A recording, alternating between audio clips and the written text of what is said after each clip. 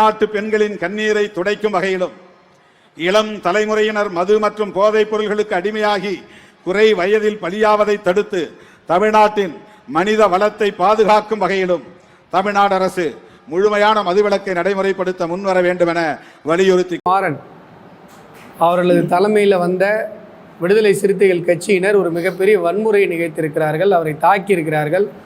அவருடைய கொடியை பிச்சு தூக்கி போட்டிருக்கிறாங்க. அந்த கட்சியில் காரில் இருந்த கட்சி கொடிய. அந்த நேரத்தில் ஒரு பலரும் அந்த இடத்துல கூடி அந்த பெண் அவருடைய மனைவியை தகாத வார்த்தைகளால் திட்டி, அவருடைய பெண்ணை திட்டி மோசமான ஒரு வன்முறையை செய்திருக்கிறார்கள். செய்தவர்கள் அத்தனை பேரும் உச்சபட்ச போதையில் இருக்காங்க. இந்த கட்சி தான் நாளைக்கு மது ஒழிப்பு மாநாடு நடத்த போகுது.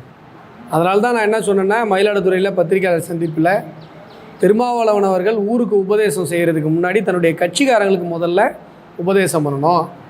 குடிக்கக்கூடாது, போதையை ஈடுபடக்கூடாதுன்னு சொல்லி முதல்ல அவங்க கட்சிக்காரங்களுக்கு சொல்லிக் கொடுக்கணும். கட்சியில் பொறுப்பில் இருக்கவங்க இந்த வேலையை பண்ணுறாங்க. நான் ஏற்கனவே சொன்னது போல் பெண்களோடு இருக்காங்க, குழந்தைங்களோடு இருக்காங்கன்னா பிரச்சனை பண்ணுறவங்க கூட பிரச்சனை பண்ண மாட்டான்.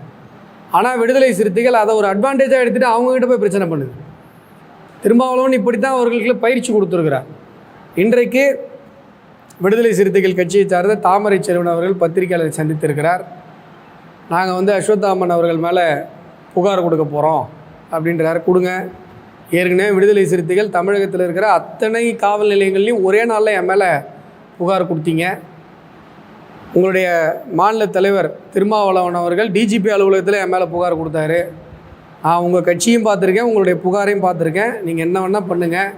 ஆனால் பக்கத்து மாநிலத்திலிருந்து காரைக்கால் பாண்டிச்சேரி மாநிலம் அங்கேருந்து வந்த ஒரு குடும்பத்திற்கு தமிழகத்தில் புவனகிரியில் இப்படி ஒரு அநீதி நடந்தது பார்த்தீங்களா, விடவே மாட்டோம். அந்த விடுதலை சிறுத்தைகளை சார்ந்த அந்த குண்டர்கள் சட்டத்தின் முன்பாக நிறுத்தப்படும் வரை, அவர்களுக்கு சட்டப்படியாக தண்டனை வழங்கப்படும் வரை இந்த விஷயத்தை நாங்கள் விடவே மாட்டோம். அந்த குடும்பத்திற்கு, அந்த அப்பாவி குடும்பத்திற்கு நீதி பெற்று தரும் வரை நாங்கள் ஓய மாட்டோம்.